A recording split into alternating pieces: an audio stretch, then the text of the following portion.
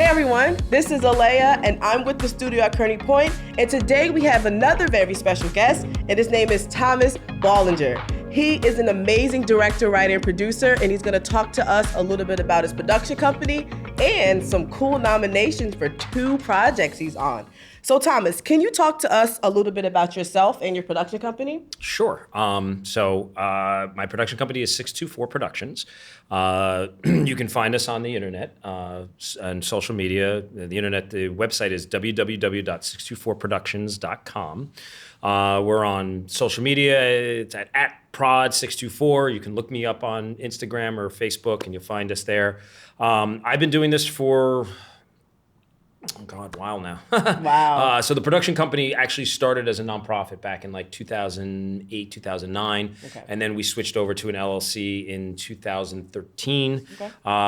And we've been making, films, different types of films. We've been making short films, feature. We've made music videos. Nice. We've done scripted and unscripted pilot shows, TV shows, Okay. and it's a lot of fun. We love it. We've been doing it for a while. I've got a wonderful, wonderful team that works with us. Nice. And a great support from my wife. I couldn't do this if she wasn't supporting me and Right. and getting behind everything that I do and that we do, and it's a lot of fun. Nice. Okay. Thank you for that. No problem. What inspired you to start producing, writing, and directing? Oh God, that's a kind of acorn kind of question. Right. What's your inspiration? What was my inspiration to start the production company? So I'll try and make it real fast. So I went to Wagner College, Staten Island. I was a theater major. Did musical theater, singing, dancing, and all that. And then after I graduated, I went to Mike Nichols acting school for my master's in acting. And it was then that I realized I'm a really bad actor. And I'm not good. No, I'm bad. And I'm not trying to be like make a joke. Like I wasn't good at it. Like I just couldn't do it. But when I was a senior at Wagner, I got to direct a play. And I loved it. I loved being behind and creating. And after that, I left Mike Nichols acting school after a year, and I was like, well, I got to get a job. Right. So I did. I started working on Wall Street, in the financial sector, but I still loved theater. I still loved everything I was doing. So I wrote my first play. And I raised money through friends and family, and I put it up at the Producers Club in New York City for like a two-weekend run. Okay. And it was then that I was like, okay, this is what I want to do. Nice. I want to be creating. I want to and then from there I just started to write more, and I wrote another play, and then wrote a play called Two Sides of Love, which then became my first short film. Nice. And it just kind of snowballed from there. And because of some of the work that I did with these plays, I met our first DP, Jeff Sesselberg. So he came on and he shot Two Sides of Love, and then him and I became really good friends. And he brought in people like Tristan Moore, who works with us, and Nice. he brought in. Then we had another DP called Brad Reeb, and then Jill Pipitone, who's our makeup artist. And we just blew up from there. And I'm trying to forget if anybody else on our team. So we got Brad, we got Jeff, we got Jill. We've got Jill's daughter, Gianna. My son's now works with us on projects. Nice. So he comes on as a PA, and Jill's daughter's a PA on the projects. And, our editor, Jeff Sesselberg, introduced me to our editor, Michael Catrone, who then also introduced me to another editor of ours, John Bewley. So it's like It keeps on going. we just kept going and going. And we're at a point right now where we're trying to become more sustainable so that it's not just my projects, right? I want to be doing other people's projects. Right. I want people to come to 624, see the work that we've done, see the quality of the work that we've done, and they go, all right, I want to work with those guys. Right. We shoot on Red cameras, we shoot on Black Magics. We use the highest quality of production as we can. And everybody that has worked on every project with us, I can't say it has really had anything bad to say about, because we try to run a fun ship, a tight ship, as tight as we can make it, but also it's very collaborative. Right. And that's one of the big things that I'm a proponent of is I might be sitting in the director's chair, but it's everybody who's making the project. I want their input. So it's not just my vision. It's my vision with everybody else's vision, everybody else's input. Nice. So it's fun. It's a lot of fun. We do a lot of good work, and we're trying to get it out there and as much as we can. So. Absolutely. No, I love it. I love it a lot. Thanks. And as you were talking, I thought about this. What made you name your production company 624? It's my son's birthday. What? Yeah. That is amazing. And I can't take credit for it. I cannot take credit for it. My wife was the one who came up with that. Awesome job. So awesome job. She did. Yeah. We were out to dinner, and we, I was putting the production company together. I wanted to start my own, and we were going through names, and then she was the one who came up with it, and he was oh God, how old was Brendan when we created the name? He was just like a couple of years old. Wow. And she's like, how about 624? And I was like, because that's his birthday, June 24th. And I was like, all right, let's do it. Nice. Now I have a daughter, and her birthday's July 29th. So I'm not sure what so she's going to probably take this up with me down the road and be like, whoa, wait a second. What about me? Yeah, but she's more of the actress in our family than Okay. anything. So she'll probably be starring in our films down the road. Okay, there you go. So okay. she'll get herself covered. Don't worry. Yeah. And she's come on set with us too. Like she's 11 years old. And when we Okay. shot the pilot show that we did last year, she was on set with us, and she was having so much fun. In fact, what I did a couple times is I would let her call action. Oh, that's so sweet. And most of the time, the actors knew, but like sometimes they didn't, and they were like, you just hear this little voice go, action, and they were like, Where's that voice coming from? Where's that coming from? What is that?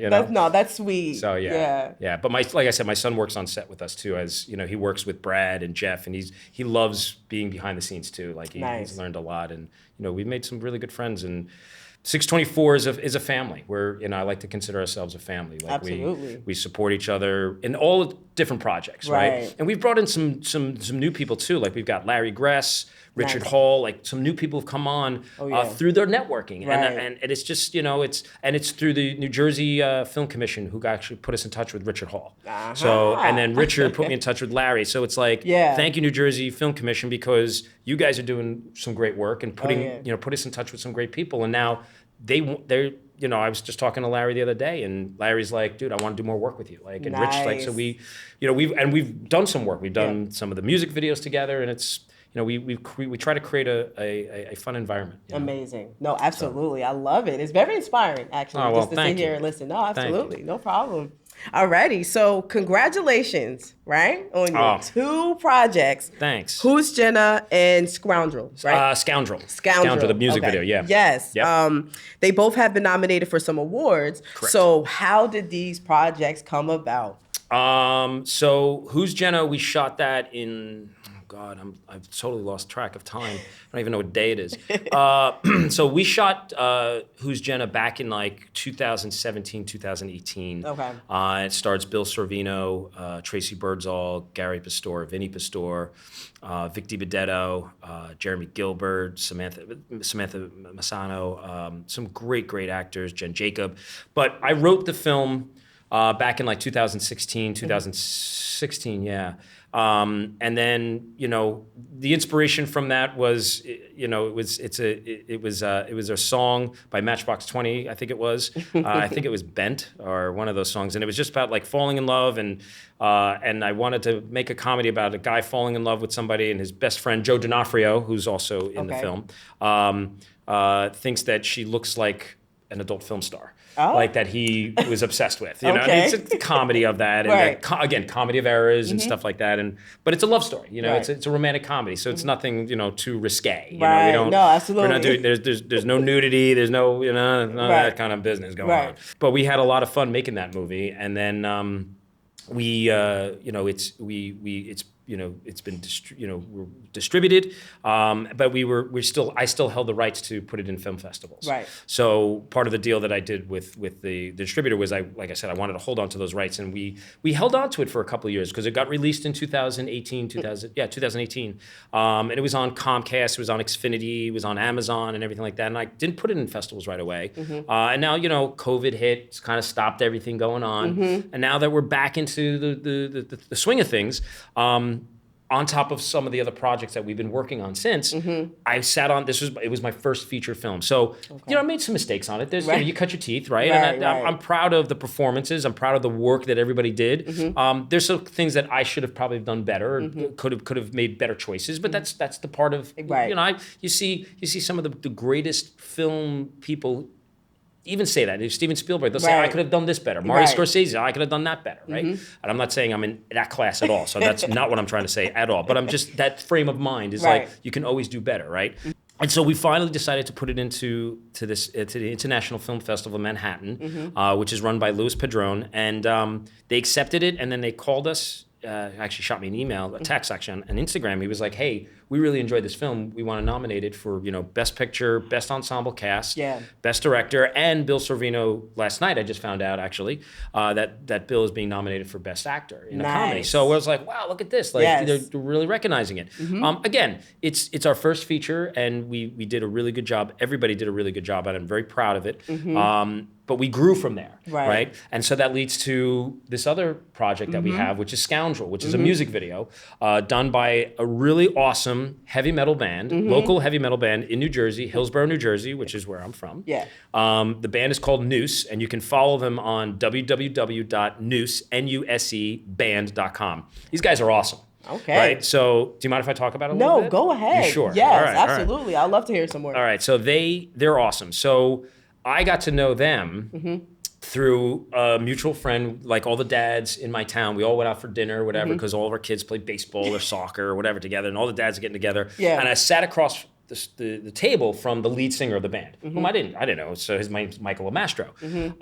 And we're kind of kibitzing, whatever. And all of a sudden, one of the guys goes, hey, Tom, Mike is in a band, Maybe you guys should do something together. And I was like, wait, you're in a... Tell me about your band. And he goes, yeah, well, we're looking to shoot a music video.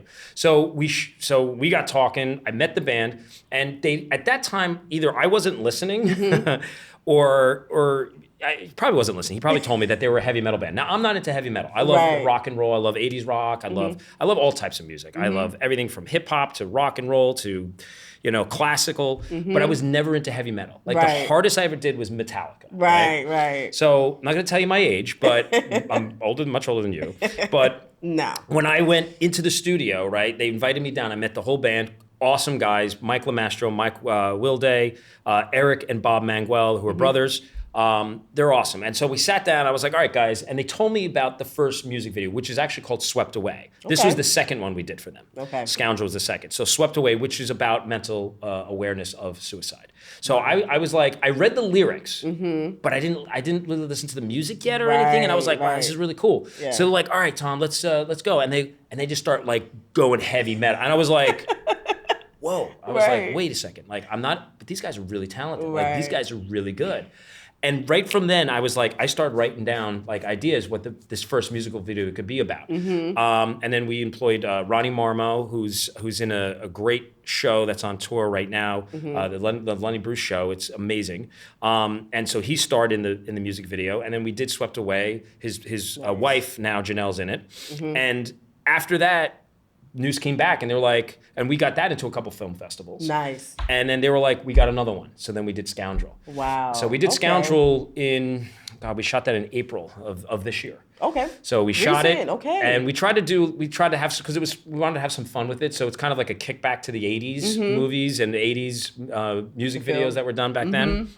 And so we submitted that with Who's Jenna to the International Film Festival in Manhattan, and now here we are. And that's now up for Best Music Video. Nice. So I hope that these guys get it. I really do. Congratulations, and I am saying you guys have it. Oh, well, we'll see. I will say, it's a lot of fun. Just to be nominated is pretty cool, you know, and just to be in the film festival is pretty cool because these festivals get so many submissions.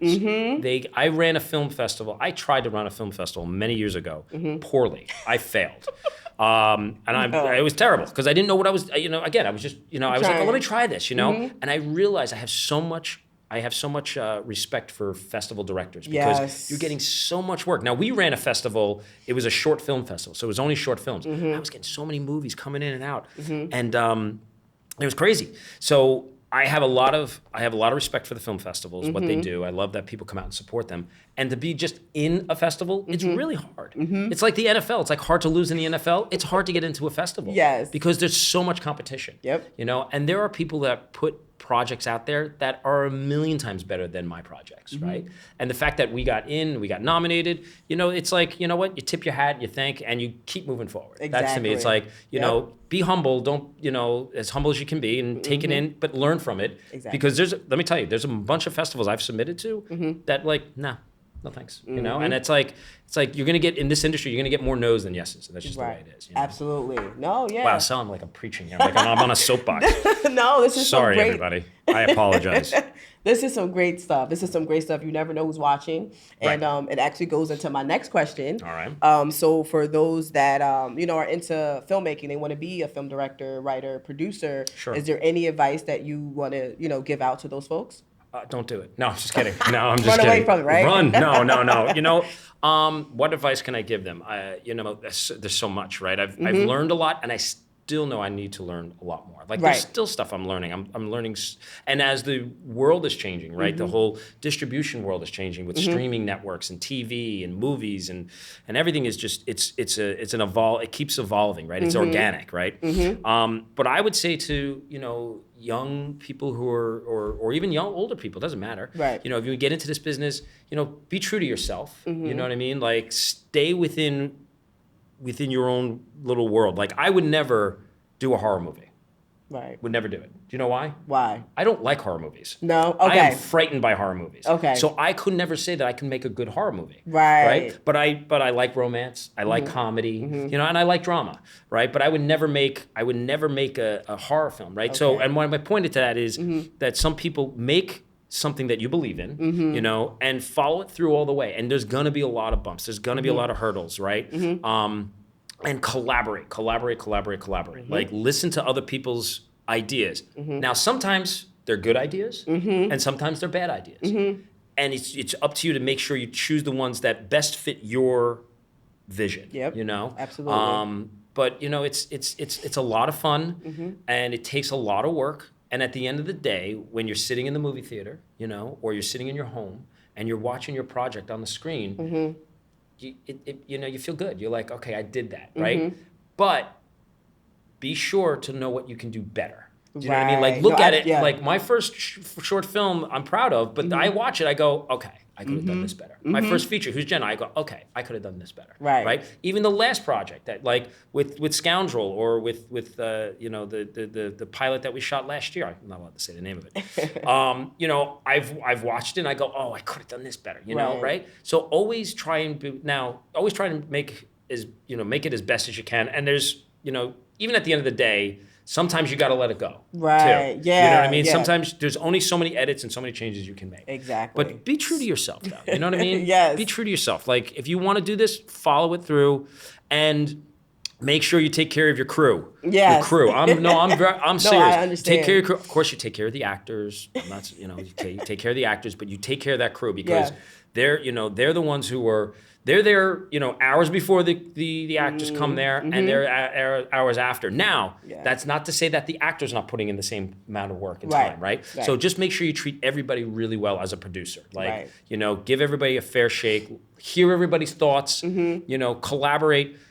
There's also the saying of too many chefs in the kitchen gets a little crazy. Right. So you have to be able to kind of manage that, and that's probably the most difficult piece for me. Okay. I would say as a director and producer, because I love listening to people's ideas, and I sometimes like a rabid dog. I'm like squirrel, you know, because I'm like, oh wow, this is a great idea, and it's like wait, stay focused. Take that idea, it might work, and if it works, incorporate it. If it doesn't, maybe put it aside for something else, another project, you know. Yeah, absolutely. So that's what I would say. Great advice. Great advice. If you're not listening, you need to listen to this. This is some very good stuff that you're saying. Thanks. And this came to my head as well as you were discussing the advice. This weekend I went to a mental wealth expo in New York. It was hosted by Charlamagne the God of the Breakfast Club, and I usually talk about, okay, what advice would you give your younger self, right? One of the questions that they had on the stage was... What kind of younger self do you have? You're young enough. Who are you kidding? Who is she kidding? Oh my God. I'm seriously, I'm going to talk to my younger self. What, when you were like 12? Like, come on. I know. No. This is for you. I know. You know, no. So go ahead. So you were saying? Yeah, so... I'm interviewing you now. Okay. I'll take it for what it is. It's a lot of fun. You know, I'll be here all day. But yeah, no, you know, usually talk about, you know, your younger self and what advice would you give your younger self. I've done that in some of these interviews. But I want to say, what advice would you give to your future self? You know, we don't tend to look in the future. Sometimes we tend to look backwards. What would you say to your future self? What would I say to my future self? Yeah. God, that's a hard one. That's right. Like, yeah, make you think there. What would you say to yourself, your future self? That is a great question, man. You know, I asked you. No, I'm just. You no, like that? I'm just, you yeah, never. no. You know the big rule of conversation is you never answer a question with a question, and I just did that. No, but I love it though because yeah. it's What a would you tell your future self? Honestly, I would tell my future self to so much, honestly, to say, because, you know, I always think about the younger self. But I would say to my future self, continue to be you. And what I mean by that is, you know, for myself, I mean, I'm still in my 20s, you know, and, you know, the world is crazy She's right still now. in her 20s. Yes. I think this interview just ended. Oh my God. No. I'm just saying, you know, the time is, you know, a lot. You know, there's a lot of stuff around us, you know, hearing a lot of things. Yeah. I'm into, you know, the entertainment industry. This is what I love to do. And the voices, you know, sometimes it can crowd, you know, your mind. Sure. And it could take you off a course. Yeah. And I want to continue to, you know, quiet that noise as I go along this journey. So I wanted to never forget to be true to myself, my authentic self. So that's the advice I would say to my future self, as well as my past self, you know, just continue to be you. Right. I think that's the first thing that came to my head, and I'm just going to stick to that answer because it's a great answer. I think it's a good answer. I would say to my future self, don't forget where you came from. I like that too. Don't forget where you came from. Yeah. And that's assuming that things continue to be, you know, on a positive, successful path. Right. And let's say, for example, if that doesn't happen, I would say to my future self, don't give up. Nice. Keep pounding the pavement. It's going to happen, right? Yeah. You know, some people say, "Oh, you know, you're going for that golden ticket. You're never going to get it." But you know what? You know what? There's something to be said. As long as it's